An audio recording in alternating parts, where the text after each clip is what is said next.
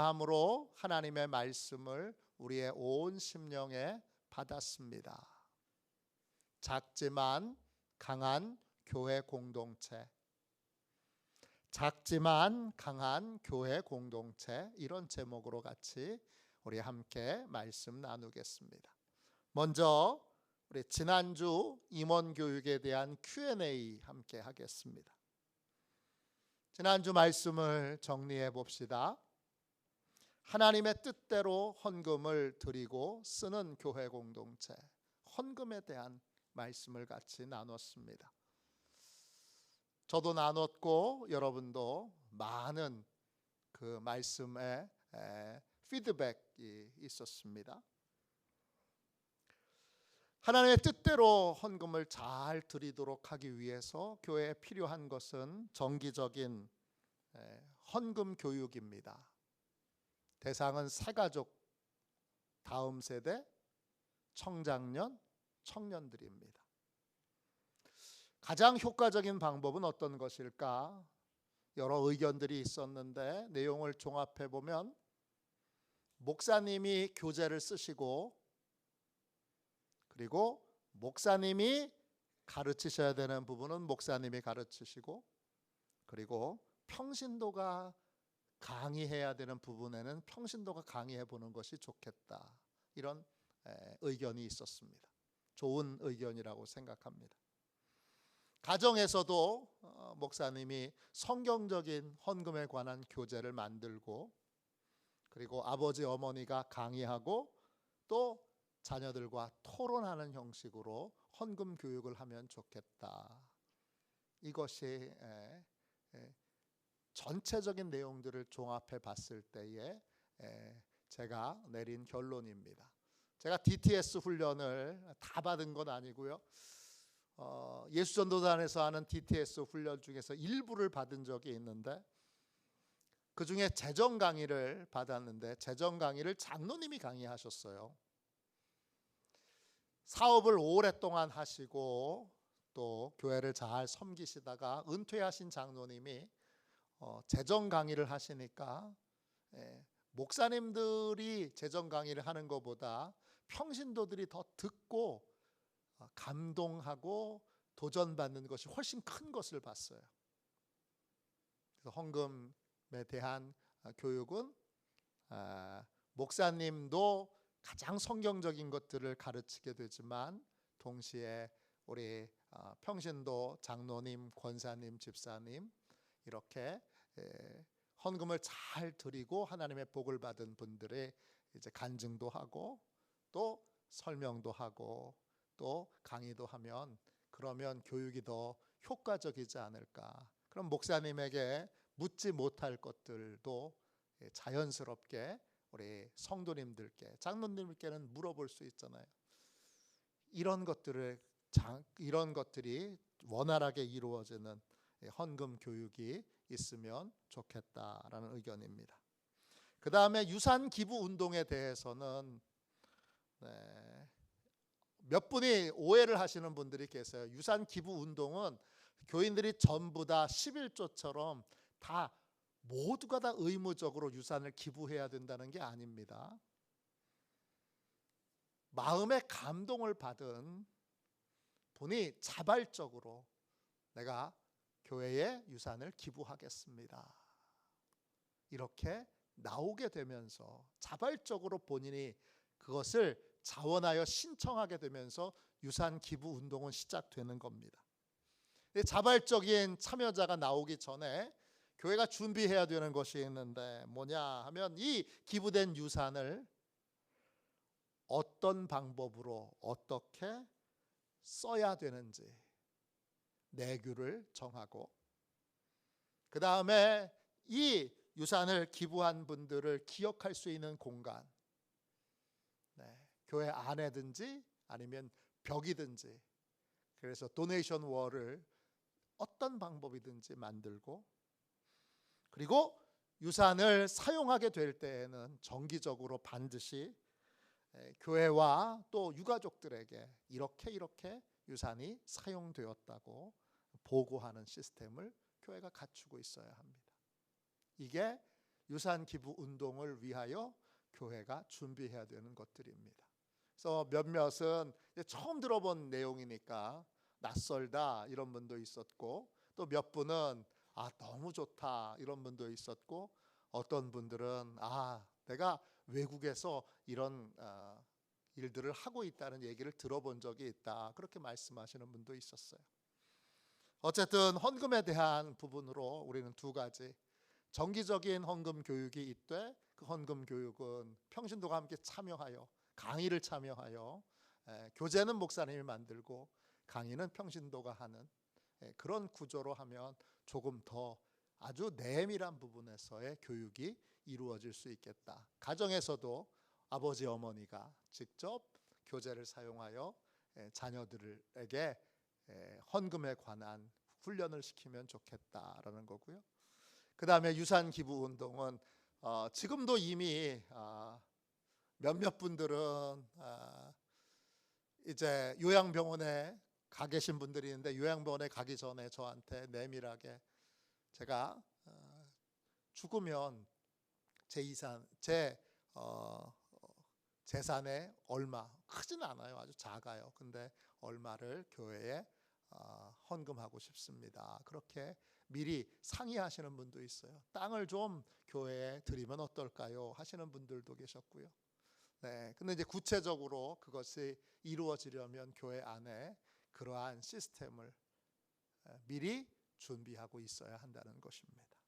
자, 오늘 이제 함께 말씀 나누도록 할게요. 자, 이번 주 임원 교육의 주제는 작지만 강한 교회 공동체예요. 강소교회라 그래요. 그럼 이런 질문을 우리가 좀 하게 되죠. 우리 교회는 작은 교회인가요? 큰 교회인가요? 보는 기준에 따라서 우리 교회는 작은 교회일 수도 있고 큰 교회일 수도 있어요. 일단 한국교회 전체로 보면 우리 교회는 0.5% 안에 들어가는 큰 교회에 속해요. 워낙 작은 교회들이 많다 보니까 미자립 교회가 80%가 넘으니까 우리 교회는 0.5%보다 더 적은 퍼센트에 들어갈지도 몰라요. 어쨌든 그런 기준으로 보면 우리 교회는 큰 교회예요. 그러나 다시 한번 잘 생각해 보면 우리 교회는 작은 교회여야 돼요. 아니, 모든 교회는 다 작은 교회여야 돼요. 큰 교회라고 하면 우리는 그렇게 생각해요. 사람도 많고 돈도 많고 모든 것들이 다 넉넉하여 풍족한 교회, 그게 큰 교회인데, 이런 교회는 하나님의 일을 할 수가 없어요. 모든 교회는 교회 사이즈가 크든 사람들이 많든 또 여러 가지 할 수 있는 그러한 힘을 갖고 있든 간에 그 힘으로 일해서는 안 되고 하나님이 주시는 힘으로 일을 해야 되니까, 하나님이 주시는 능력으로 일해야 되니까 우리는 반드시 모든 교회는 자기를 부인하는 작은 교회여야 돼요. 우린 힘이 없습니다. 우린 능력이 없습니다. 우린 사람이 없습니다. 그래야 강한 교회가 돼요. 우리 교회 사람 많으니까 그 사람을 동원해서 그 사람이 하나님의 도움 없이는 안 움직입니다. 인원이 많아도 안 움직입니다. 돈이 많아도 그 돈이 하나님이 원하시는 뜻대로 사용될 수가 없습니다. 그걸로 하려고 그러면 주님께 매달려서 주님께 도움을 간절히 구하는 작은 교회로서 주님께 매달릴 때 큰 교회도 강한 교회가 될 수 있고 작은 교회도 강한 교회가 될 수 있습니다. 작으니까 우리는 아무것도 못해. 그러면 아무것도 못하게 되고, 작으니까 하나님이 도움을 많이 받아야 돼. 그리고 더 많이 기도하면, 더 많이 구하면 그 교회는 강한 교회가 되는 것입니다. 처음에는 이 강소교회 이 부분을 빼야 되나 고민을 많이 했습니다. 왜? 많은 분들이 우리 교회가 작은 교회인가?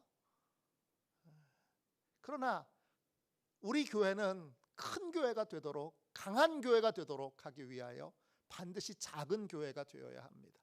우리가 가지고 있는 걸로, 우리가 가지고 있는 돈으로, 우리가 가지고 있는 사람들로 뭔가를 하려고 들면 안 되고 반드시 하나님이 도와주시도록, 예수님이 도와주시도록 구해야 합니다. 자, 코로나 이전에 한국 교회는 두 가지 종류의 교회로 나눠졌어요. 어떻게 나눠졌느냐? 대형 교회와 대형 교회가 되고 싶은 교회. 딱 두 개예요. 근데 95%가 작은 교회예요. 한국 교회는. 그러니까 대형 교회를 온전한 교회로 여기는, 그리고 대형 교회가 되기를 원하는 작은 교회들, 이렇게 구분하게 될 때 작은 교회는 미숙한 교회, 미완성의 교회라고 하는 생각을 떨쳐버릴 수가 없어요. 그러나 실상은 달라요. 작은 교회들, 상가에 있는 교회들, 농촌 교회들, 한국 교회의 부흥은 이 상가에 있는 작은 교회들과 또 농촌 교회들에 의해서 시작되었고 이끌어져 왔어요. 작은 교회가 여러분 뛰두르고 나가서 사람들하고 직접 부딪혀서 전도해요. 큰 교회보다 작은 교회가 전도를, 상가에 있는 교회가 전도를 훨씬 많이 합니다. 그리고 전도를 합니다. 그런데 작은 교회를 다니다가 좀 지나면 그러면 큰 교회를 가는 사람들이 늘어요. 우리 강화도 마찬가지죠.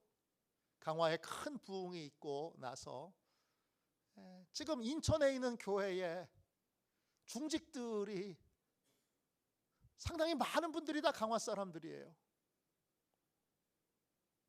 강화에서 신앙을 배워서 도시에 나가서 목사님을 어떻게 섬기는지, 목사님 가장 잘 섬기는 사람들 대부분이 강화 사람들이에요. 그리고 그거 보고 이제 부천에 있는 사람도, 또 부평에 있는 사람들도, 인천에 있는 사람들도 배워서 따라서 그렇게 교회가 성장됐어요. 중부연회에 있는 대부분의 교회에 아주 중요한 일꾼들, 이젠 많이 은퇴하셨지만 그분들이 대부분이 강화분들이에요. 처음에는 그냥 예사로 봤는데 아니에요. 대부분이 그래요. 지금 중부연회에 있는 큰 교회들의 대부분이 강화에서 목사님 섬기는 거 부모님한테 배우고, 교회에서 배우고 나가서 이제 도시에 나가서 똑같이 섬기면서 중직이 되고, 다른 분들에게 교회는 이렇게 섬기는 거야, 주의종은 이렇게 섬기는 거야, 그걸 가르쳐서 그들도 배워서 그렇게 교회가 성장한 거예요. 이렇게 작은 교회들이 전도해서 큰 교회가 되게 했는데, 지금은 큰 교회들도 정체되어 있죠. 왜 정체될까요? 상가 교회에서 사람들을 전도해서 못 보내니까 그런 거예요. 농촌 교회에서 사람들을 변화시켜서 못 보내니까 그런 거예요. 큰 교회는 스스로 전도하는 것보다 유입돼서 교회가 성장하는 경우들이 많았어요. 근데 지금은 성장이 정체되는 건 그만큼 작은 교회들의 전도가 많이 막혀 있기 때문이에요. 그것이 한국 교회가 지금 정체되어진 가장 큰 이유 중에 하나예요. 그리고는 큰 교회는 전도 많이 안 하고서도 유입돼서 교회가 커졌는데도 작은 교회, 상가 교회에 대하여 멸시하고, 또 작은 교회라고 교회도 아닌 것처럼, 뭐가 미숙한 것처럼, 미완성인 것처럼 그렇게 평가하는 건 여러분 가혹한 평가예요. 잘못된 평가예요. 실상을 모르는 평가인 거예요. 그러니까 여러분, 작은 교회를 어떻게 하면 미숙한 교회, 미완성의 교회를 보지 않고 작은 교회만의 장점을 살릴 수 있을까? 작은 교회는 부족한 게 많아요. 그러면 어떻게 해야 되죠? 작은 교회의 가장 큰 장점은 부족한 거예요. 부족한 게 많은 게 작은 교회의 장점이에요. 부족한 게 많으면 어떻게 되죠? 큰 교회는 부족한 게 많아도 옆에 일단 사람들이 있고 재정이 넉넉하니까 그걸 의지해요. 그러면 그 교회는 강한 교회가 되지 못해요. 부족한 것이 있기 때문에 무릎 꿇고 기도하는 교회, 결사적으로 기도하는 교회, 결사적으로 하나님께 구하는 교회, 그런 교회가 강한 교회가 되는 거예요. 우리 교회도 그래요. 우리가 뭐 재정도 이 정도면 넉넉하고 모두 넉넉하고 그러면 우리 교회는 강한 교회가 되지 못해요. 약한 교회가 돼요.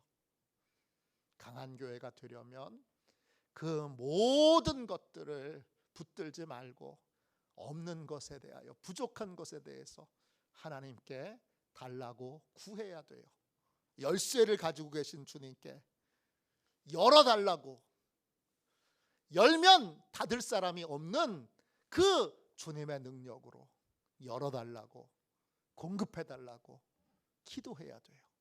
그럴 때 강한 교회가 되는 거예요. 자, 그러면 작은 교회의 중요한 특징들을 볼까요? 작은 교회는 따뜻한 교회 공동체예요. 잘 보세요. 작은 교회에 대하여 예수 믿지 않는 사람들이 어떤 장점이 있을까? 어떤 장점으로 보고 있을까? 첫 번째가 따뜻한 교회 공동체라는 거예요. 즉 돌봄이 있는 거예요, 교회 안에. 그리고 이웃과 지역과 함께 어울리고 만나는 지역사회와 함께하는 좋은 이웃, 이게 예수 믿지 않는 사람들이 보는 교회의 좋은 점 또는 교회에 기대하는 거예요. 우리 교회가 서로를 사랑하고 돌보는 따뜻한 돌봄이 있는 공동체인가? 우리가 지역사회에 좋은 이웃인가? 감사하게도 여기 강화는 이 지역 공동체가 잘 이루어져 있어서 또 목사님을 자주 초대해서 이 지역사회에 대하여 인사하고 교제할 수 있는 통로가 이미 열려 있는 것은 참 고마운 일이에요. 어떻게 하면 그 열려 있는 것들을 구체적으로 잘 활용하여 도울 수 있을까? 이걸 찾아내고 또 같이 함께, 그래서 따뜻한 교회 공동체, 지역과 함께하는 이웃, 그리고 이 교회 예배당이 항상 어떤 공간이어야 되느냐? 거룩함을 느끼는 공간이어야 돼요. 그리고 지역 사람들을 위해서 이 공간을 자주 제공할 수 있어야 되고, 또 소외된 이웃들을 교회가 놓치지 않고 돌보는 교회가 돼야 돼요. 요 내용들이 다 예수 믿지 않는 사람들이 교회에 기대하는 것들이에요. 자, 넘겨보세요. 큰 교회나 작은 교회나 PPT 38 만족도에 차이가 없어요. 소형 교회는 만족도가 65%고 중대형 교회는 69%예요. 큰 교회나 작은 교회나 만족도에 있어서 차이가 없어요. 자, 성도들의 만족도를 볼까요? 성도들의 만족도를 보면 차이가 별로 없어요. 돌봄과 예배 환경, 물론 작은 교회들은, 저희 교회는 아니에요. 여기에서 작은 교회는 공간이 작고 음향도 어렵고 영상 장비도 없는 교회들을 말해요. 우리 교회는 아니에요. 그러한 부족한 것이 있어도, 그래도 부족한 건 있어도 그것 때문에 큰 교회가 부럽다고 생각하지는 않아요. 단지 큰 교회와 소형 교회와 대형 교회에서 이제 소형 교회 성도들이 부러워하는 건 교회 운영에 있어서 교회 운영이 체계적이지 못하다는 부분에 대해서 소형 교회 성도들이 좀 아쉬운 점을 갖고 있어요. 그런데 소형 교회 중에도 체계적으로 잘 운영되는 교회가 있고, 대형 교회라고 그래서 체계가 갖춰지지 않고 정말 뒤죽박죽 엉망이 되어서 체계 없이 운영되는 교회도 많아요. 이 교회의 체계는 성령과 성령의 은사와 관련되어 있는데 새벽에 계속 이 부분을 지금 다루고 있어요. 대형 교회가 부럽다. 소형 교회 다니는 것 때문에 심리적으로 위축된다. 이거는 실체가 없는 심리적인 것에 불과한 거예요. 큰 교회든 작은 교회든 돌봄에 있어서나 예배에 있어서나 차이가 없어요. 만족도가 똑같다는 거예요. 자, 그러면 이런 질문을 했어요. 교회를 옮긴다면, 소형교회 교인들이 교회를 옮긴다면, 교회를 옮겨야 될 일이 생기면 어디로 옮기겠는가 했더니 60.7%가 소형교회 교인들은 소형교회로 다시 옮긴다 그러고, 소형교회였다가 소형교회 성도로 있다가 대형교회로 옮기겠다는 사람은 10%밖에 안 돼요. 또 중대형 교회에 있다가 소형교회, 중대형 교회 성도로 있다가 중대형 교회로 옮기겠다라는 비율은 50.7%예요. 도리어 중대형 교회에 있다가 돌봄을 충분히 받지 못하니까 소형 교회로 옮기겠다는 분들이 26%나 돼요. 교회가 이제 교회 사이즈만 큰 것이 아니라 얼마나 체계적인 돌봄을 잘 갖추고 있느냐가 좋은 교회를 결정하는 기준이 되는 거예요.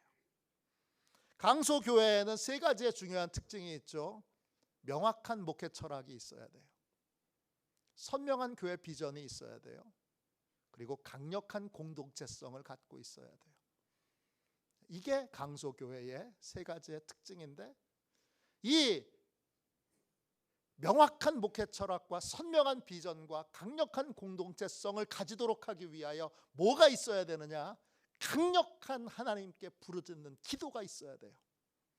강소교회의 그 작지만 강한 힘은 하나님이 주시는 거니까 하나님께 강력하게 구하느냐, 부르짖느냐, 선명하게 부르짖느냐, 구하느냐, 그렇지 못하느냐에 달려 있어요.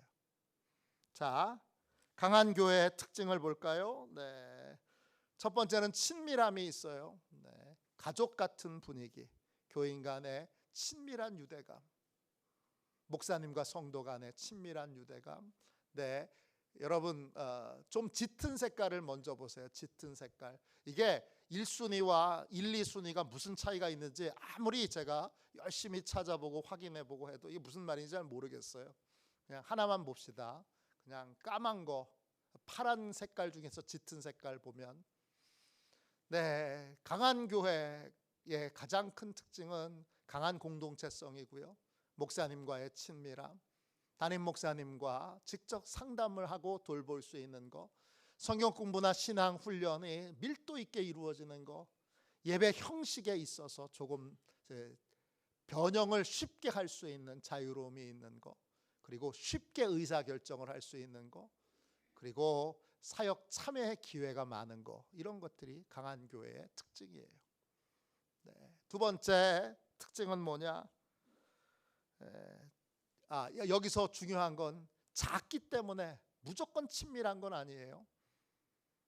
작기 때문에 문제가 더 많은 교회들도 많아요. 갈등이 더 많은 교회도 많아요. 복잡한 교회도 많아요. 작기 때문에, 다 알기 때문에 그 안에서 끊임없이 갈등과 문제와 또 여러 갈등을 일으키는 교회들도 많아요.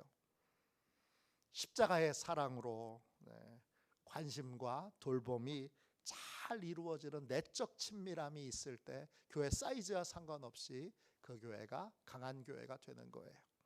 자, 두 번째 보세요. 두 번째는요, 전도와 지역사회의 여러 구제 활동이에요. 명확하게 보시면 소형교회가 전도를 훨씬 많이 합니다. 실제로 상가에 있는 교회들은 전도하지 않고는 교회를 유지할 수 없기 때문에 목사님이 매일 전도하러 나갑니다. 띠두르고 나가서 횡단보도 앞에서 전도지 나눠주고 직접 쌍으로 부딪혀서 그렇게 전도합니다. 그게 그 현장성이 강소교회의 강한 교회의 중요한 특징 중에 하나고요. 또 지역사회를 위한 봉사를 보면 소형교회가 훨씬 많습니다. 대형교회가 중대형교회가 지역사회를 위한 구제와 봉사활동을 많이 할 것 같은데 통계표를 보면 아시다시피 소형교회가 훨씬 많이 합니다. 왜? 전도해야 되니까, 살아남아야 되니까, 그러니까 또 주님이 명령하신 거니까. 그래서 전도와 구제 활동에 집중해야 합니다.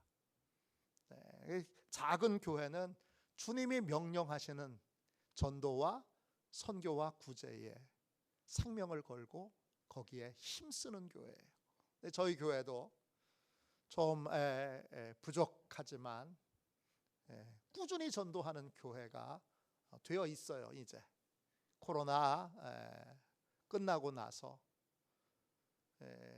제가 강화에 처음에 왔을 때는 강화는 거의 복음화된 땅인데 전도가 필요 없지 이렇게 생각했어요. 제가 난 전도가 필요 없다고 생각하고 와봤는데 와보니까 예수 안 믿는 사람이 의외로 많더라고요.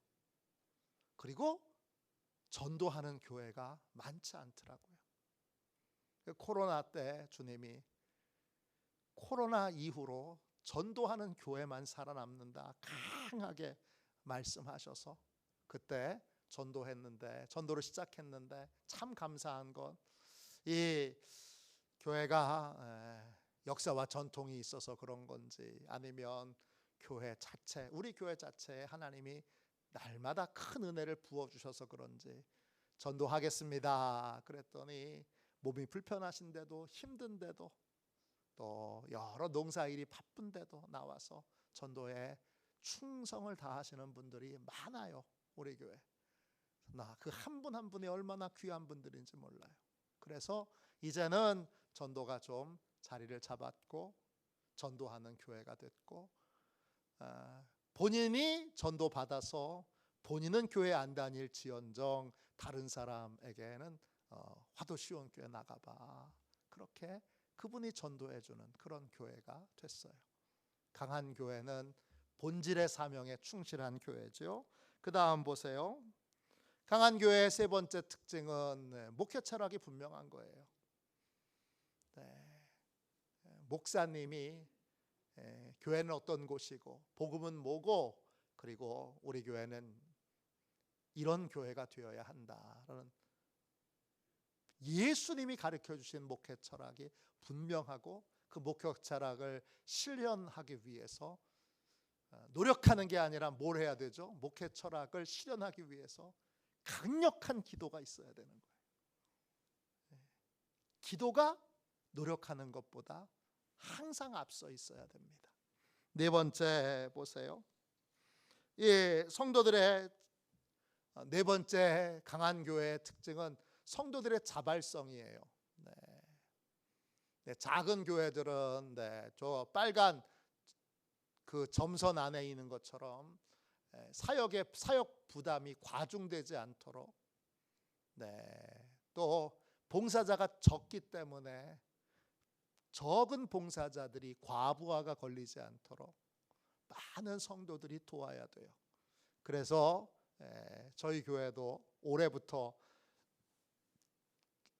사역 섬김이 신청서 안 받아도 우리 교회 잘 돌아가요. 이미 봉사자들이 다 어느 정도 있어요. 그래도 사역 섬김의 신청서를 굳이 받고 신청을 하게 하고 또 그 신청한 것을 배치하고 살피고 또 안 하신 분들을 하게 하고 하는 일들은 모든 성도들이 자발적으로 사역에 참여하도록 하기 위해서예요. 코로나 때에 교회 성도들 가운데 매주 빠지지 않고 교회에 나온 대부분의 성도들은 어떤 사람들이냐? 예배만 드리는 사람들이 아니라 사역에 참여했던 사람이에요. 내가 가서 봉사해야 될 것이 있는 사람들이에요.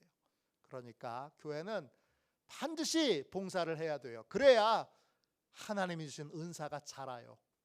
그 은사가 커지고 은사로 충만한 그러한 성숙한 사람이 되려면 반드시 하나님이 주신 은사에 따라 봉사하는 부분들이 있어야 돼요. 자발적으로 봉사할 때 우리 교회가 큰 교회가 되는 것이죠.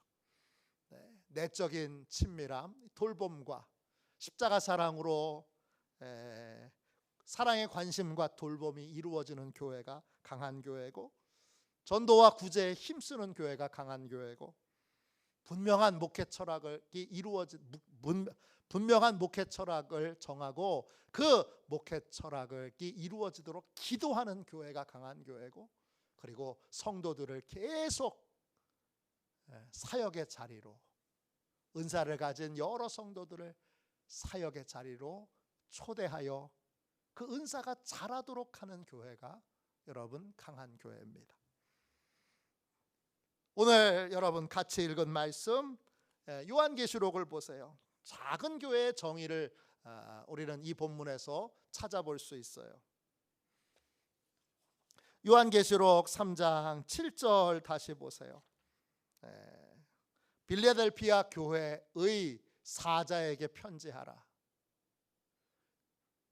거룩하고 진실하사 다윗의 열쇠를 가지신 이, 곧 열면 닫을 사람이 없고 닫으면 열 사람이 없는 그가 이르시되, 볼지어다 내가 내 앞에 열린 문을 두었으되 능히 닫을 사람이 없으리라. 내가 내 행위를 아노니 내가 작은 능력을 가지고도 내 말을 지키며 내 이름을 배반하지 아니하였도다. 작은 교회는 어떤 교회예요? 작은 교회는 능력에 상관없이 주님이 있으라는 곳에 있는 교회가 작은 교회예요. 그리고 주님이 있으라고 하는 곳에 주님이 하라고 하시는 일들을 하고 있는 교회가 작은 교회예요. 야, 이 농촌에 뭐 되겠어? 농촌에 무슨 비전이 있어? 도시로가 아니라 주님이 도시든 농촌이든 어디든 주님이 지금 있으라고 하는 곳에 있으면서 그곳에서 주님의 일을, 주님이 하라고 하시는 일들을 하는 교회가 바로 작은 교회예요. 자, 8절 다시 보면, 내가 내 행위를 아노니 내가 작은 능력을 가지고서도 내 말을 지키며 내 이름을 배반하지 아니하였도다 그랬어요. 다른 환경, 상황을 쳐다보지 않고 나에게 이걸 명령하신 주님의 명령을 받아서 주님이 있으라고 하는 자리에서 주님이 하라고 하시는 일들을 하고 있는 교회, 그 교회가 작은 교회입니다. 그 작은 교회는 작기 때문에 뭘 해요? 부족한 것이 생길 때마다 열쇠를 가지신, 다윗의 열쇠를 가지신 주님께 부르짖어 기도합니다. 그러면 어떻게 되죠? 7절 다시 보면 주님이 열어주세요. 그리고 주님이 열어주시면 아무도 닫을 수 없어요. 반대로 주님이 닫으면 아무도 열 사람이 없어요. 주님께, 주님, 우리 교회 학교 아이들이 없어요, 그렇게 구하면 하나님이 아이들이 많이 생기도록 열어주세요. 젊은이, 청년도 마찬가지예요. 열어주세요. 그때가 언제인지 모르지만 열어주세요. 반드시 열어주세요. 다윗의 열쇠를 가지신 이, 곧 열면 닫을 사람이 없고 닫으면 열 사람이 없는 그가 이르시되, 너 도망가지 않고 내가 있으라고 하는 자리에서 내가 하라는 일들을 성실하게 하며 부족한 것이 생길 때마다 부르짖어 기도했구나. 이제 8절 보세요. 내 앞에 열린 문을 둔 거예요. 왜 강한 교회가 되는 거예요? 작은 교회가?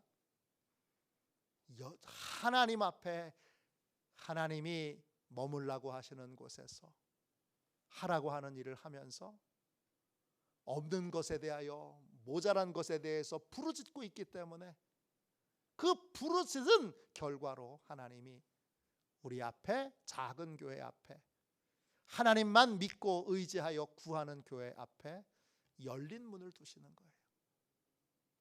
그리고 그 열린 문을 통하여 닫혀지지 않는 사역의 열매가 풍성하게 맺어지는 그러한 역사들이 나타나게 되는 것입니다. 여러분, 이게 강소교회예요. 사이즈와 상관없는 거예요. 인원과 상관없는 거예요. 재정과 상관없는 거예요. 주님이 있으라고 하는 곳에 있는 교회가 작은 교회고, 거기서 하라고 하는 일들을 하고 있는 교회가 작은 교회고, 부족한 것은 계속해서 주님께 구하는 교회가 작은 교회입니다. 그 작은 교회에 하나님이 닫혀지지 않는 열린 문을 여세요. 열린 문을 두세요.